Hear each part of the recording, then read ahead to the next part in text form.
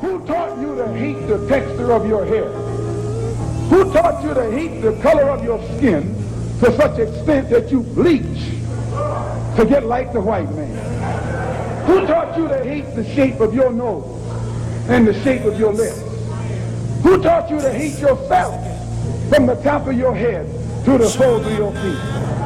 Who taught you to hate your own kind? Who taught you to hate the race that you belong to? Don't let anybody make you think that God chose America as his divine messianic force to be a sort of policeman of the whole world. God has a way of standing before the nations with judgment, and it seems that I can hear God saying to America, you are too arrogant. If you don't change your ways, I will rise up and break the backbone of your power, and I'll place it in the hands of a nation that doesn't even know my name. Be still and know that I'm God.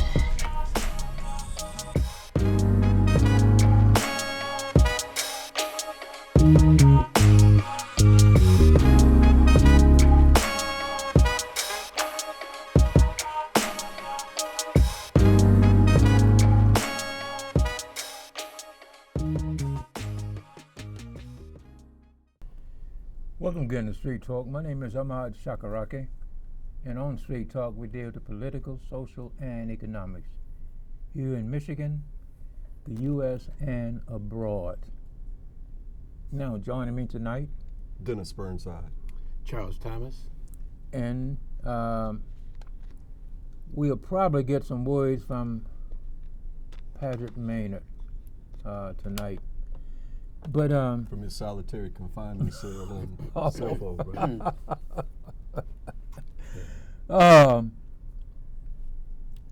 Let's go to the thing in Minnesota. He got 22 and a half years, and for me, just me, I don't believe he's going to serve 22 and a half years. What do you think? Well, he'll probably get time off for good behavior, and he'll probably have some parole hearings, and he'll probably have one of those hearings grant him freedom, at least release him to a halfway house and some type of supervised custodianship. But he'll do a long stretch in prison, man. 22 and a half. I anticipate he'll do somewhere between 12 and 15 years behind bars. And as it stands right now, he's doing 23 hours a day in solitary confinement because as a police officer, he's certainly not safe in general population. So if he does 10 to 12, 14 years of that, that's hard time. And it's not justice, because justice would be George Floyd not being murdered in the first place, but it sure is just desserts. He deserves every minute, every moment of that day for the callous way he took that man's life. Callous, uncaring. And if you look at his record, the man had a predilection for criminality anyway. Shouldn't have been a police officer in the first place. That's true. I agree. But the thing is that in the state of Minnesota, it hasn't been many policemen doing time over there. Yeah. You know, in the state of Minnesota. And State of Minnesota, state of the United States. Yeah, that's Yeah. what I was just It's going to say. very you know. rare for a police officer to be convicted of manslaughter, murder, assault, any number of violent crimes against citizens. It's extremely rare, and then you add to the factor of the victim being a black man or woman. It's exceedingly rare that they're ever sent to trial and then convicted and then sentenced to prison. Right. It's like finding a 5-pound diamond in the dirt. Right. And if they hadn't shot the video, he would have got off. Yeah. True indeed. Yeah. I you know, that's one of the reasons. And the other thing is when they was this old guy got a 3-hour show, comes on one of the channels. It's called Courts. Anyway, he goes back and you know and showcase, and they talk about the things that's happened like last week, a couple of weeks, and he tried to cover the trials that's getting publicity. When they were interviewing the people that was going to be on the jury, I said to myself, I didn't believe he was going to even be convicted. Yeah, everybody was iffy. Yeah, I didn't even think he was going to be convicted, because the people they was talking to before the trial, the people that was going to be the jury, some of them was talking like, I said, oh, I don't believe he's going to be convicted. Yeah, I mean, if you look at the jury, I could understand your concerns. You had a couple African Americans. You had a couple Africans who now live in America. Mm-hmm. You had a couple mixed race people. I believe you had one woman of Asian descent, and then you had several Caucasians who were also from disparate economic backgrounds.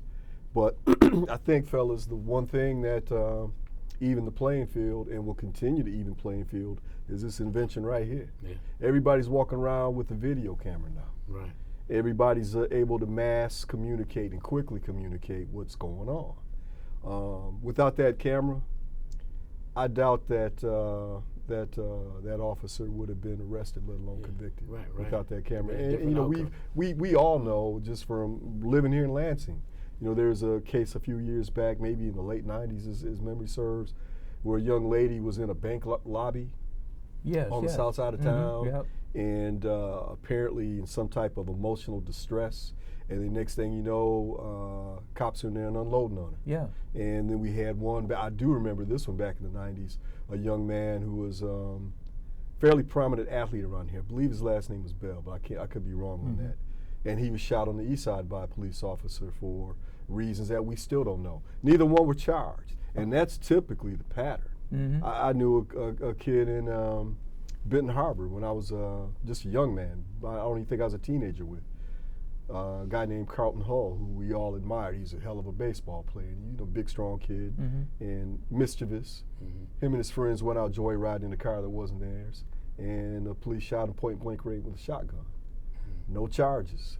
So these are just coming off the top of my head. I'm sure if we had to sit down and take 30 minutes, if we were required to take 30 minutes and write down all the cases we were aware of, just from a personal perspective, we could come up with case after case after case. That's why this George Floyd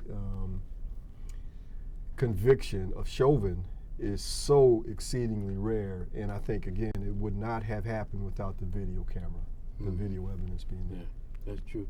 For instance, that guy that was in Central Park, the white lady called him and accused him of something. They hadn't had that camera. Yeah. You know. Yeah.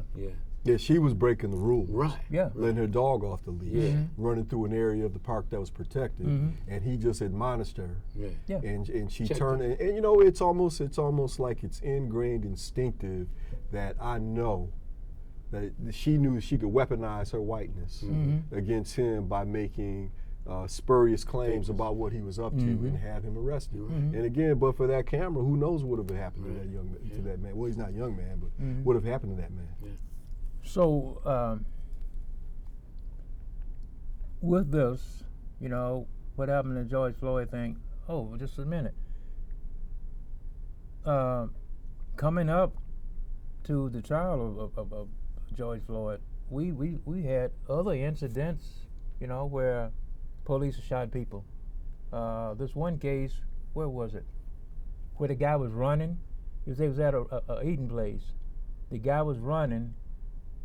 No, first the guy was sitting over there in his car, and he was, you know, half drunk. Oh, you're talking about the case in Atlanta at the Wendy's? Yeah. Yeah. I don't think any charges were filed in that case. Breonna Taylor, home asleep in her room, resting for the weekend, enjoying the night out to dinner with her fiance, watched the movie. She's in her room, sound asleep. The next thing you know, she's dead. No charges. Right. You can't. Well, they did charge one of the cops who didn't hit her with recklessly firing his weapon. Right. In the next apartment. Hit the wrong apartment. Yeah, hit the wrong apartment. Yeah. Well, explain this to me, this race theory thing. that Critical race theory? Yeah, yeah. And Critical the race way the way they treated us, they got enough nerve to talk about this. Well, the first thing that you have to understand is most people crying about critical race theory and objecting to it don't know what it is. Right. It's just I heard Ted Cruz, who has the integrity of a piece of slime, calling it Marxist. It's not an economic theory, which is what Marxism is. Yes.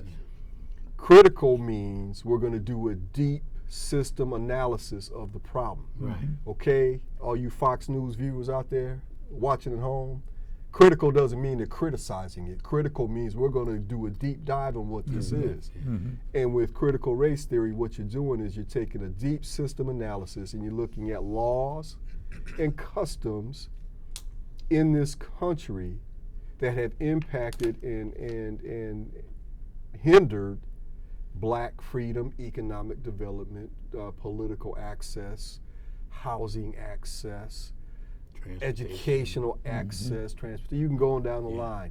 In other words, it's not about the content of your character, it's about the color of your behind. That's it. Okay? That's it. It's about a systematic way of denying you your constitutional rights or your human rights, because you have to remember the whole discussion of critical race theory, which began in the 70s by a Harvard professor named Derek Bell, black man. Yeah. And then another brother named James Leonard Jeffries, who was at the New School in New York. They started critical race theory discussions and used it as a discipline back in the mid-70s. So this has gone on for decade after decade after decade, from the time I was in high school, from the time you probably retired back in the 70s, where you had people evaluating how does the way we have established laws, the way we have established traditional mores in this country impacted the lives of black people. That's what critical race theory is all about. Yeah. Now, Fox News doesn't have anything to run on right now. No. You know, they've tried to talk about, what was it, some toy was bad, and then they're always looking for something to get their people riled up. Now it's critical race theory. Yeah. 4 out of 5 of those Fox News viewers can't spell critical. No. No. Race, all they know about is for Daytona 500. Yeah. In theory, they know that's bad because there's a theory of evolution that the pastor tells them is of the devil. So they don't know anything about it. Right. But it's scary sounding enough that they object to it. But again, critical race theory is just us saying to each other, we need to analyze and understand how systematic racism has hindered and frustrated our dreams and our ambitions and our very freedom and our very economic development, and find a way to move around it. That's all it's about. And it's not asking anything of them. Right. It's asking that the truth be taught. They don't want their children to find out about Tulsa. No. They just don't want that. No. They don't want their children to find out that the United States, the beacon of liberty in the world, told Haiti, after they threw off the French and the English and the Spanish, and then the French again under Napoleon, wrote a constitution that mirrored the United States Constitution and reached out to the United States in brotherhood and said, let's trade, let's talk about these things as equals, as free people under a constitution with Western democratic principles. The United States, nah, because we got black slaves too. We can't have that. Yeah. They don't want their children to learn about that in school. No. I could go down the line of things that they prefer that we remain in the dark on, and critical race theory, if it was fully implemented, would illuminate a lot of those issues. That's the problem with it. Yeah. And would I be wrong to say that worshiping an image of a white man is racism? Well, yeah. Because that's putting them above? Well, if you go, you want to go deep. Yeah. If you want to go back to the original Holy Trinity on the planet Earth, if you want to go back to the original Judgment Day story, the first one existed on the planet Earth. If you want to talk about birth, death, resurrection, the first story on the planet Earth, that all came out of the Nile Valley, Kemet. Yep. And every time there was a foreign invasion. First it was the Assyrians, then it was the Greeks, Yep. then it was the Romans, Yep. and then finally it was the Middle Easterners. They created religions which were founded on a spiritual system that was a creation of Africans, black Africans, because that's all that was there. And from there they made religions that edified and built their theological image to match their Yep. physical features. Yep. That's why Jesus has blonde hair and blue eyes. Yep. You know, that's why when you can talk about Thutmose and you can talk about how the Nubians came in and freed the Kemet people of invaders, and that image, which is chiseled into the wall, has been flipped around to show, oh no, that's not what that is. That's Moses chasing enslaved Hebrews and trying to get them back. Yeah. That's not what that was written. That's not what that was chiseled for. But see, it's all turned around. So if you can make someone think that the Almighty, the ultimate power on earth, looks like my enslaver, looks like the one who dominates me, then it's a little bit easier to control the oppressed. Right. Yeah. It's a little bit easier to get inside their mind and say, you know what, but you know, that's God. Yeah. I can't be too mad about that. Right. Yeah. Patchett, you say you had a question. I'll pass for now. Oh, you're passing Continue. now. I think his cell phone broke up from that. Oh man. Solitary confinement. Another thing that interests me too is we don't realize how important our melanin is. This white culture put it down because the color of your skin, but they don't know that it's a gland, and it's chemically responsive to the sun.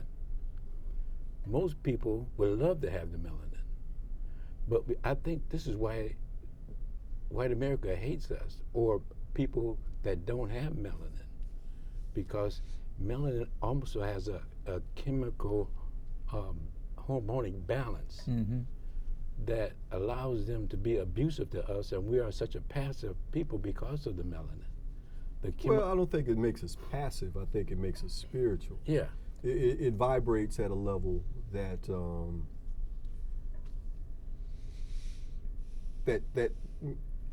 well, let me put it this way. You will very, very, very rarely run into a person of African descent who's truly atheist. They may be agnostic. I spent many years being agnostic because I was raised as a Christian, saw the contradictions, saw the end point didn't make sense to me, and I couldn't figure out what was really going on. So I didn't subscribe to Hinduism, Judaism, Islam, Christianity, because it just didn't resonate with me from an intellectual perspective, but I felt that there was something bigger than me out here. And once I discovered spirituality, all the questions were answered. But I think the most fascinating thing about any discussion about melanin, and you can go in a lot of different directions, but I think one of the most fascinating things is the discovery of the pineal gland and the fact that it is active and it's living and it's functioning in about 80% of African Americans. Up until the Vietnam War, the pineal gland was viewed as a dead gland that was no longer needed because it was calcified in most Europeans. Not all, not all, but in most. And in your pineal gland, you have this small plum-sized gland in the center of your brain, which is blue-black, and it has this dark brown, almost black liquid, the melanin, and it has more of a function than merely releasing into your skin and protecting you from the sun. It has a lot more of a function than that. Well, until the Vietnam War, the assumption was all human beings had a calcified pineal gland, and that was because up until the Vietnam War, they just didn't do autopsies on black men who died in the war. They didn't care. Yeah. But because most of the combat, well, a disproportionate share of the combat rather, in Vietnam was done by black troops. They started doing autopsies and they found all these pineal glands that were vibrant and functioning. Mm-hmm. And the question became, why do so many people of African descent have a pineal gland that is functioning, and people of European descent have one that's calcified? Well, again, science answers the questions every time. You go back to the history of the people who populated Europe. At one time, they were African. They moved north. They got caught behind the Worm Ice Age, and over 15 to 20,000 years of being isolated behind a region bereft of natural resources, bereft of sunlight for months at a time. They shed their melanin, their pineal gland calcified, their nose narrowed, their hair uncoiled. They became what we now call Caucasians. They're not a different race. They're a different phenotype. There are no races on the planet. We're all the same humans, but we all have different attributes. And one of the attributes that you can say with confidence is that if the four of us were to have our bodies autopsy, if not all four of us, 3 to 4 of us would have a functioning pineal gland. Now, if all 4 of us are Caucasian, the opposite would be true. Maybe none, maybe one of us would have a functioning pineal gland. So how does this impact scientifically and what people do and what they can do? We don't know because it's never been studied. But I will tell you this: there's a lot of people say that if this liquid picks up on vibrations, and vibrations are what created the universe, because if you look at the story of the African spiritual story of Ptah, and he whispered, and those vibrations created what they analogize as the waters of none, and it caused the Big Bang and exploded into the universe. It piggybacks almost directly on Carl Sagan and the Western European Big Bang theory. And if you look at that, that would say you have a lot of people who will tell you that's the reason why black people can run fast. That's why black people can jump high. That's why black people can dance so well. It's all part of the pineal gland. Now, this has not been proven scientifically because, again, there have been no studies. But until such time as it is, I think it's something that we need to get to the bottom of. But there's a story to be told. Yeah, some even call it the third eye. Of course, it's a third eye. That's the spiritual aspect of it. Because if you have a concept of a spiritual system that is vibrant and alive, and it moves through you through spiritual vibrations, and this pineal gland vibrates when it's stimulated by vibrations. Of course, there's a spiritual connection there. But that's wholly apart from religion.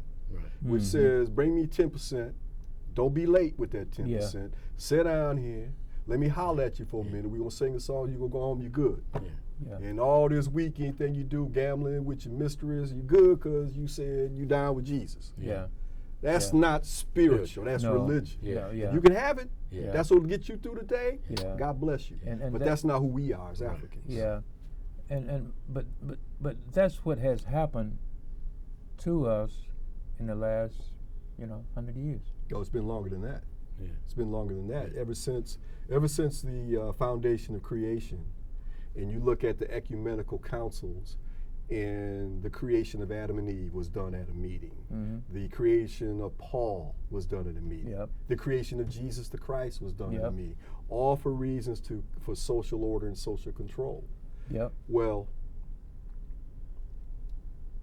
looking at that historically, you can't help but to know how that's impacted people of African descent from the moment those ecumenical councils set down those edicts. Because one of the very first things they did when they codified Christianity in 325 AD is went on a murder spree all through North Africa, killing people who were still talking about the true spiritual system as being taught by this man named Arius. This is all history.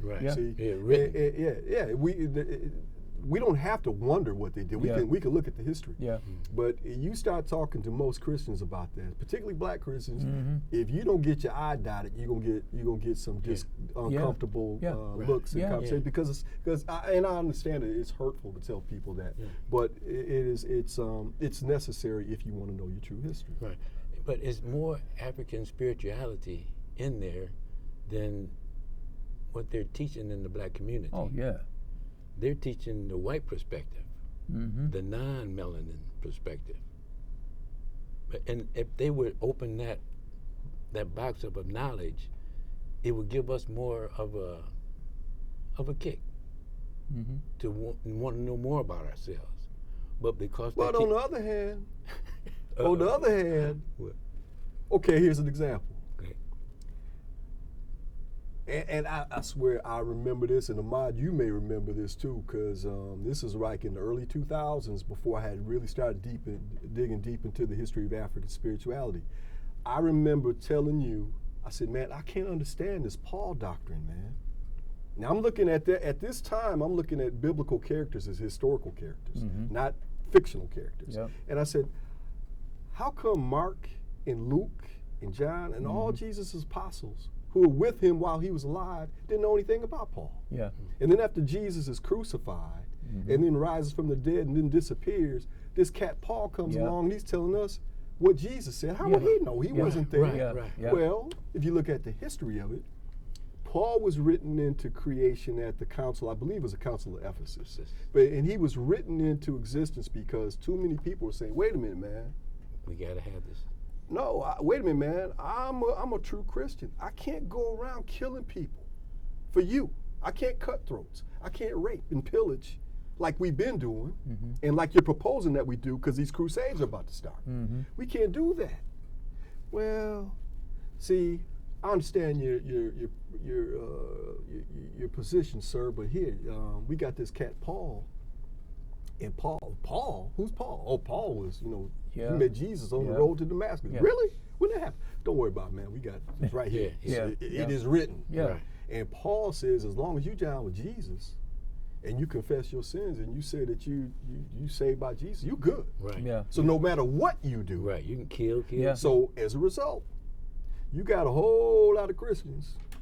I ain't gonna name no names. We don't have to name no Yeah. names. They hit Gregory's on Friday. They do Yeah. a little gambling on Saturday Yeah. night. Go see Yeah. the third woman. Yeah. They Yeah. do the thing. Yeah. It's Sunday they in church. Yeah. Yeah. Because they're forgiven and they believe it. Yeah. Oh, yeah. They take that to heart. That hey, Yeah. I'm forgiven because I'm anointed of God, and all I got to do is repent. Yeah. And white But folks. see, spirituality doesn't go like that. Right. Spirituality says, ain't nobody coming to save you. Right. You save you Yeah. by living right. Right. Yeah. And if you don't live right, you will have consequences. Yeah. Right. Ain't nobody coming along and pinch hitting for you playing. Yeah. Because when I was in Africa in the slave dungeons, there was a church right above the slave dungeons.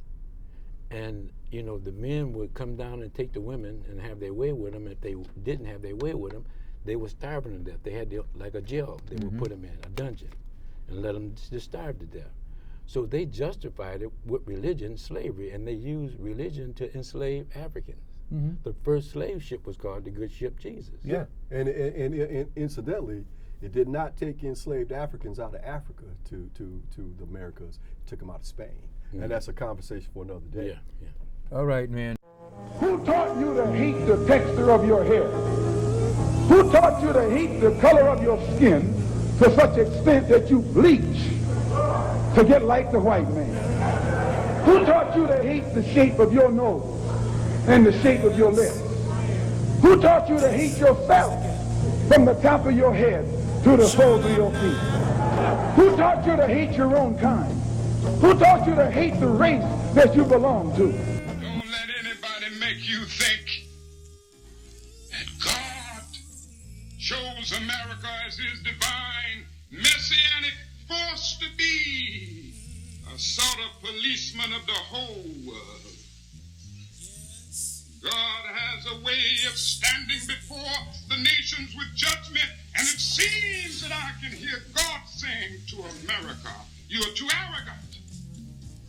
If you don't change your ways, I will rise up and break the backbone of your power, and I'll place it in the hands of a nation that doesn't even know my name. Be still and know that I'm God.